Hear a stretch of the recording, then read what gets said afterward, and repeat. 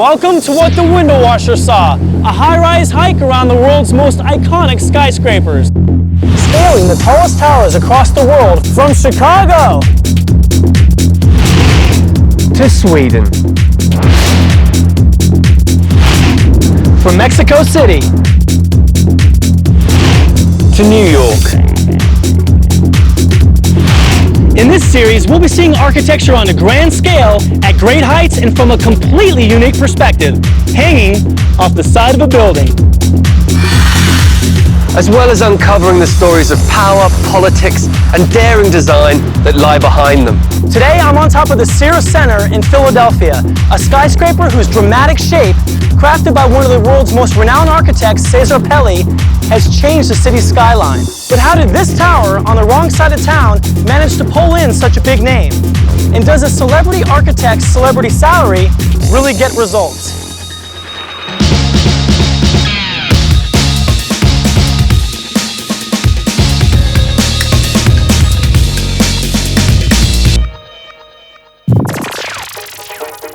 So, you're a new developer and you want to build a tower in a bleak part of town. But here's the catch. You have to fill half the building before you can proceed and get permission from the planning department. So what do? You hire a superstar architect, someone who can ensure that your building will get noticed and make headlines.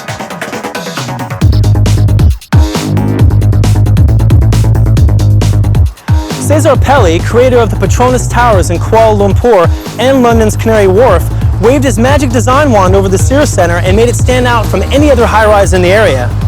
Are celebrity architects overpaid and overhyped? And do their huge paychecks really pay back? Philadelphia's skyscrapers date from the 1930s, but due to huge taxes, none had been built since 1991. But in 2005, a new contender hit the city's skyline. It stood over the Schuylkill River away from the main business district in an undeveloped area just blocks away from one of the city's toughest neighborhoods. But with a world-famous architect on board, the tower's developers believe their risky venture could succeed in a location where many had previously failed. Enter the Cira Center. The Cira Center, finished in 2005, was designed by internationally renowned architect Cesar Pelli. It's 437 feet high, has 29 floors, cost $170 million, and is used as a commercial office space. It's the first tower in Philadelphia to be designed by a star architect.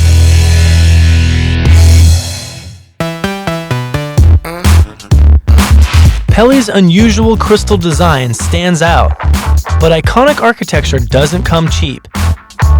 The Cira Center used 7,100 tons of steel, 19 million pounds of concrete, 3,800 sections of curtain wall, and 1,500 LED lights, making the tower a city landmark at night.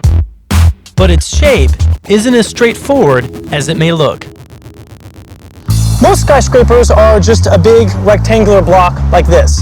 What's unique about the Cira Center is that it has no right angles except for at the base. Now I'm going to take this knife and this block of cheese and I'm going to start to whittle away the different angles of this building just to show how unique the Cira Center really is. The first move is to take the top and slope it back. So I'm going to start at the ridge here. Cheese is getting kind of soft on me. Important to not cut my finger.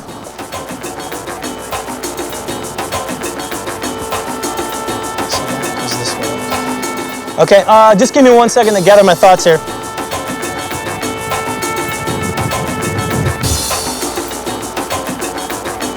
Which is kind of the southern, it's like the southwestern corner.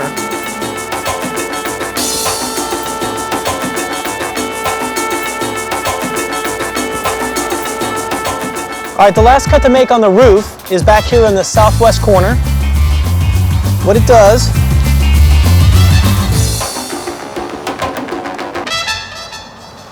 what does it do?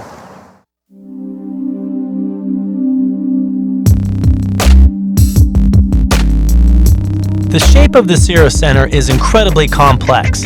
It's 4-sided at the bottom, but 6-sided at the top. And while the east face juts out, the southeast face cuts back in. As a result, the tower's steel frame and columns had to be at just the right angles, and every floor is different. Cira's curtain wall is also remarkable. It's clad almost entirely in semi-reflective glass, the opacity and color of which responds to different weather. But how did such a distinctive design end up in the conservative skyline of Philadelphia? And what's it doing standing alone on the other side of the river from all the other skyscrapers? Previous plans for Cira's site had never proved viable. So how did the tower's developers get companies to base themselves on what seems to be the wrong side of the tracks? A look at Cira's website provides a clue. I believe that a good building needs to respond clearly to the site, to the place where it's built, to its culture, to its climate, to its history, and also to the people who are going to use it. So the first thing you see on the site is this eloquent quote by Cesare Pelli, and they list out 3 or 4 points here that they're marketing the building by, and the first thing is the world-class architecture. So obviously with Cesare Pelli attached, you're definitely getting that. The second thing is direct access to trains. Now that's very important because 30th Street Station is right across the street. And then the fourth item is the economic incentives. Having an office in downtown Philadelphia has been costly for a lot of businesses because of the higher taxes there. And so an incentive to cross the river and go to the other side of the tracks is the lower taxes and these tax abatement programs that they have listed out. There's no escaping the fact that Pelli is the main selling tool here. I want to take a closer look at what he's created. Looking across the river here at the existing skyline of Philadelphia, for the most part it's pretty basic. You've got your rectangle skyscrapers, a few buildings with some odd shapes, but you come across the water to here and you've got Cesare Pelli's crystal jewel.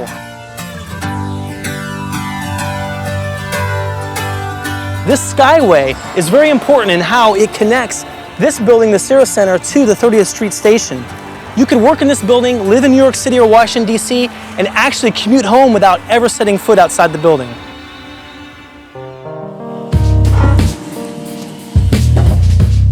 Wow, now this is a lobby. I love this space. There is so much volume in here. Not only is it wide, but it's also very high, double height space. It's got great natural light. There is hardly a 9-degree angle in this space. Even the columns in the corner kind of just jutting away from each other. And what you have is a forced perspective here. So what happens is when you walk in the front door, your eye immediately picks up on this and it actually leads you down the hall to the elevator core. And we also have it right here on the floor. It's very subtle, but it's definitely a direct movement to move people to the exit way just with this nice tile pattern on the floor. And even the interior walls can't and flow in the direction that they want you to go. So everything on the interior is mimicking and mirroring the exterior facade of this building as well.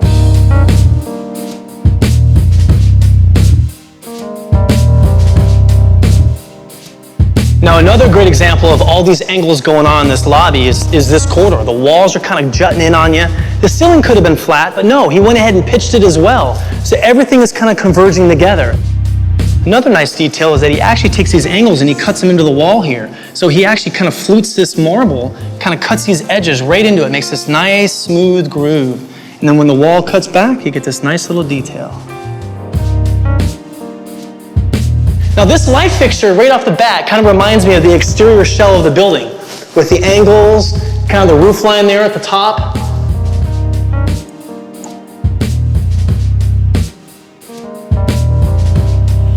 It's interesting, these LED lights are very reminiscent of how the exterior facade lights up at night. Look at that, nice detail.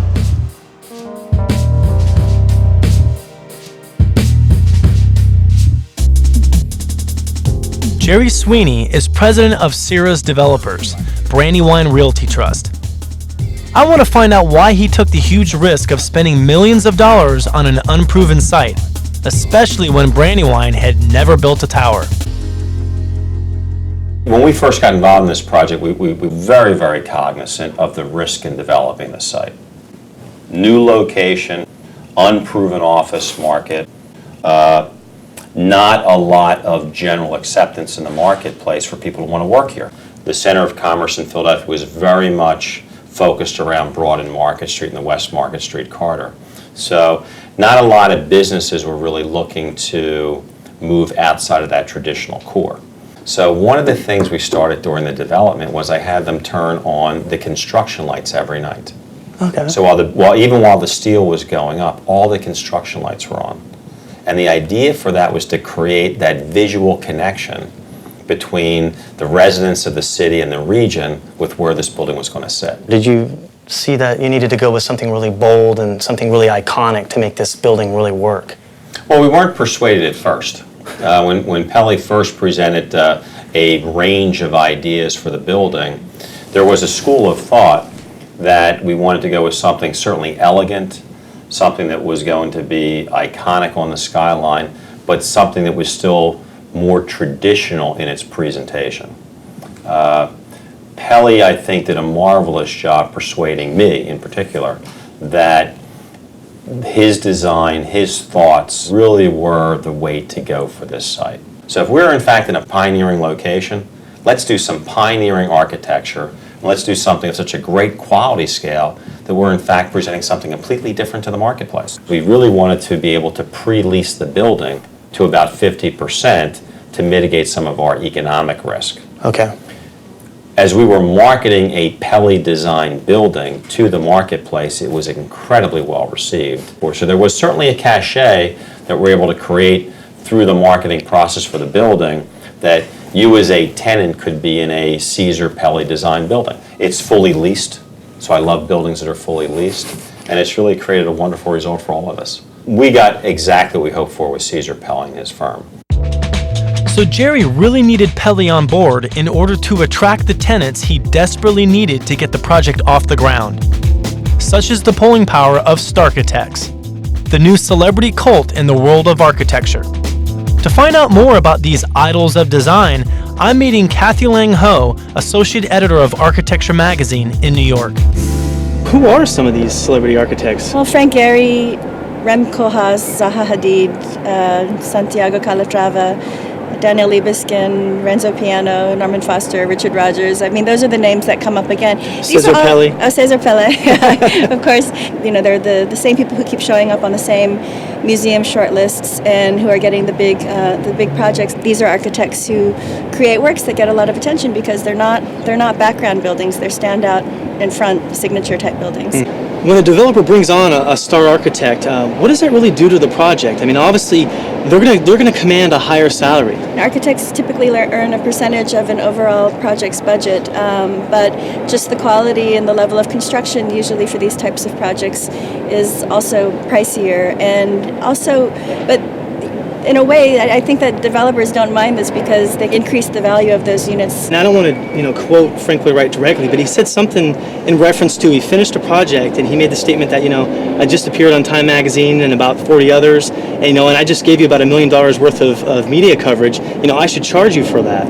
But it's interesting because really, by having a big name, you get that project out there. I think one of Frank Gehry's first built projects in Europe was the Vitro Design Museum. Yep. And that, I think, was published in, 800 publications. And that was many years before Bilbao. Would an architect have to do something vastly dramatic or create some kind of iconic structure in order to then kind of fall into that category? Certainly, the media is looking for these fetching images and these, and when it's photogenic and eccentric or dramatic, it lends itself better to press, to photographs, to video. In the end, is the added investment in a star architect, is it worth it? They wouldn't all be so busy if people didn't believe that it was worth it.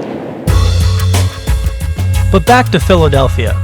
The man paying Pelle's wages and holding the purse strings of the most extravagant design ever to have graced the city's skyline was Tony Ramikis, whilst Jeffrey Duano had to get 50% of Cira leased before the ground could even be broken.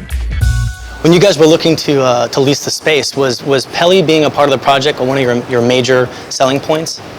Absolutely. Caesar Pelle has such a phenomenal reputation in the real estate and architectural community, and the fact that this was his first building in Philadelphia made this project unique in every way. Right. I mean, we only had to compare the fact that Caesar Pelle was the architect of the towers at Guadalupe, a world-class building. And everyone's shown like, in film And now to say that Caesar Pelli is now coming to Philadelphia. But one of the things we were very impressed with was not just his artistic ability, which was phenomenal, but his business sense.